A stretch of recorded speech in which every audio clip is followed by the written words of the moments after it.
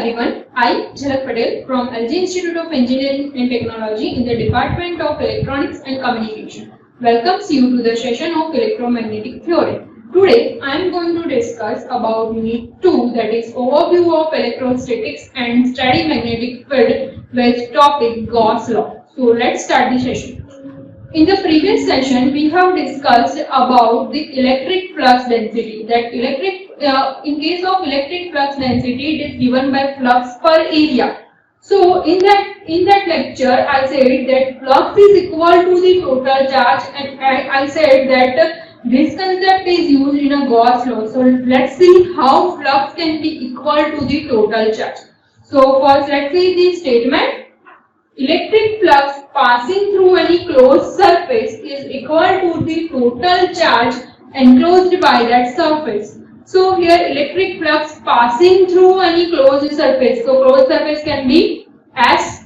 If we divide that into the small particular partitions, then each partition can be said at ds1, ds2 up to dsn. So total flux passing through that complete surface is equal to the total charge. If we denote it with the capital Q, then it should be equal to the Q. So this is our surface.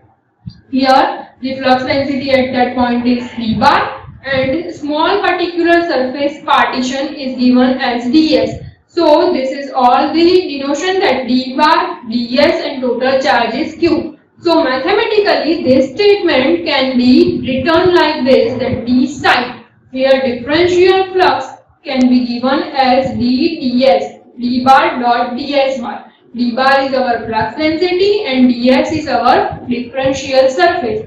So mathematically what we have to prove is integration of ds, means total flux passing through the surface, is equal to total charge, means it should be equal to Q. So this is what we have to prove. So let's start mathematical expressions.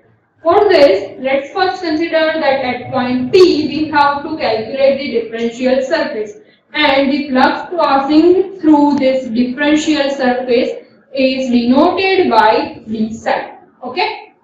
So here d psi can be, we already see the equation of psi, that d psi is d bar dot ds bar.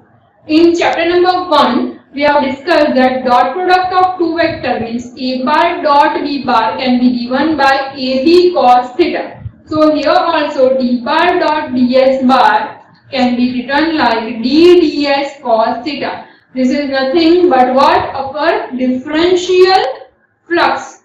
So d psi equal to d ds cos theta. Now according to Gauss law, total flux is equal to total charge. Here this, if you see this equation, then in this equation on the left hand side d psi is present.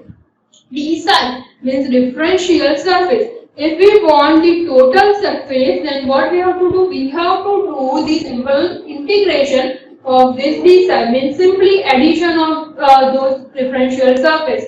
So this is d psi. So what we have to do to get the surface flux, that is psi equal to integration of d psi. So psi equal to integration of d psi means surface integration of d dot ds. Now what we have to do is, we have to prove that surface integration of this d bar dot ds is nothing but Q. So let's prove it. For this, left hand side will be as it is, surface integration d bar dot ds bar. Okay. Now for the point charge, this d is given by Q upon 4 pi r square ar bar. Okay. And differential surface, if we see that this Q upon 4 pi r square is the area of sphere. That's why the given system here we consider is a spherical system, and for spherical system, if r is constant, the differential surface is given by r square sin theta d phi ar bar. Chapter number 1. If you don't remember this concept, then refer chapter number 1, spherical coordinate system. That if in a spherical coordinate system the r is constant, then differential surface is given by r square sin theta d theta d phi ar bar. Now we have the equation of d, that is q upon 4 pi r square ar bar. We have the equation of differential surface, so let's put it in the equation. Here d equal to q upon 4 pi r square ar bar. As I said that this is a sphere with q charge and differential surface, and we have to measure the flux density in this direction. So ds is r square sin theta d theta d phi ar bar. If we put this in the equation, it will be like this: surface integration of d bar dot ds bar. D bar dot ds bar, in place of d bar put the value q upon 4 pi r square ar bar dot ds bar differential surface, that is r square sin theta d phi ar bar. Now if you know the concept of dot product, in dot product in the same direction is given, then dot product will be 1, and if it is in an opposite direction, then dot product will be 0. So here ar dot ar means 1. So if we multiply this, it can be written like this. Here if you see the limit of the integration, it will be with respect to theta and with respect to phi. So obviously for the integration also you have to take the limit of theta and phi. So that's why here I write that integration of theta, integration of phi, q upon 4 pi r square, because ar dot ar is 1. So the remaining part is this r square sin theta d phi. If you see this equation, then from the denominator and numerator r square will be cancelled out. So remaining part is like this. Here we take this r square and r square will be cancelled out, and limit of theta and phi will be taken. But for the spherical coordinate system, we talk in the chapter number 1 that if no limit is given, then by default limit of theta is given from this.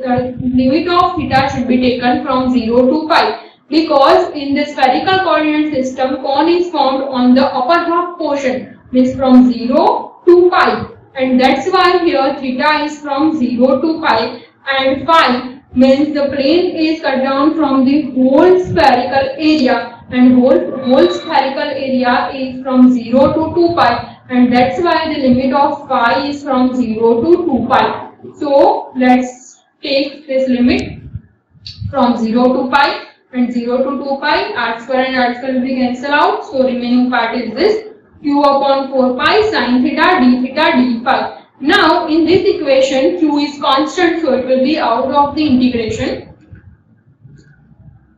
Q upon 4 pi constant, so out of the integration.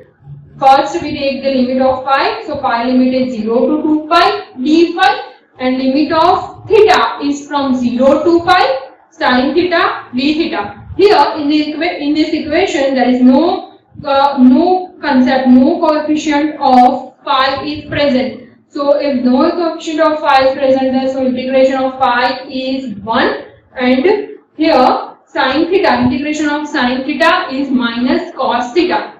So it can be written like this: integration of 1 is phi, 0 to 2 pi, integration of sin theta is minus cos theta, 0 to pi. Cos phi is minus 1, already there is a minus sign present, so minus minus plus, 1 plus 1, cos 0 is 1. So the equation is like this: q upon 4 pi, 2 pi minus 0, so 2 pi minus cos pi minus minus plus cos 0. Cos phi is our minus 1, so it will be like this: 2 pi into 2. So again this 4 pi and 4 pi will be cancelled out, so remaining term is q. So this is how we can say that total flux passing through the surface is equal to the total charge. So this is the proof of the Gauss law. Now for volume charge distribution we can say that q is equal to integration rho v dv also. So we can easily compare these two equations, that surface integration dds equal to q, and q is also given according to volume charge distribution, that it is equal to integration over volume rho v dv. So if we compare these both equations, then we can write down like this: surface integration dds equal to volume integration rho v dv equal to charge q.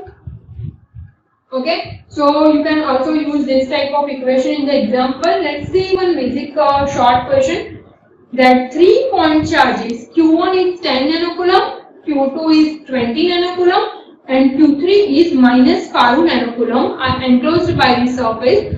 How much flux crosses through that particular surface? So now, according to Gauss law, total flux is equal to total charge, that we already proved in the last slides, that total flux equal to total charge. So here what we have to find out? We have to find out the flux crosses. So this flux crosses is nothing but the addition of the total charge, means 10 plus 20 plus minus 5. So it will be like this, Q1 plus Q2 plus Q3. So it is 10 plus 20 minus 5, that is equal to 25 nanocoulomb. So this is our total charge. So this is how you can find out the total flux if the charges are present given. So this is about the Gauss law. Now there are also some conditions regarding to this Gaussian surface, that how we can decide that this is a Gaussian surface. So there are some key points that you have to remember.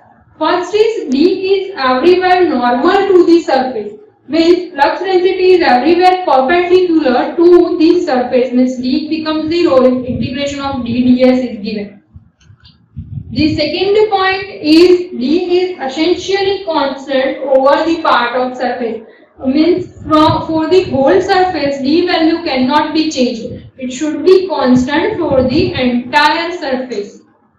And the third one is the surface, for which we have to calculate that particular flux or charge, that surface should be in closed nature. So this is the 3 important key points that you have to remember for the special Gaussian surface, because on that particular special Gaussian surface you can prove that the total charge is equal to total flux. Okay, so this is all about the Gauss law and its example, as well as for the special Gaussian surface.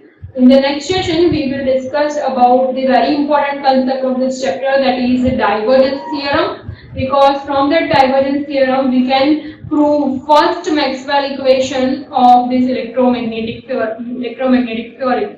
Okay, so up to this, if you have any doubt or queries regarding this session, you can ask me on my email ID. Thank you for watching.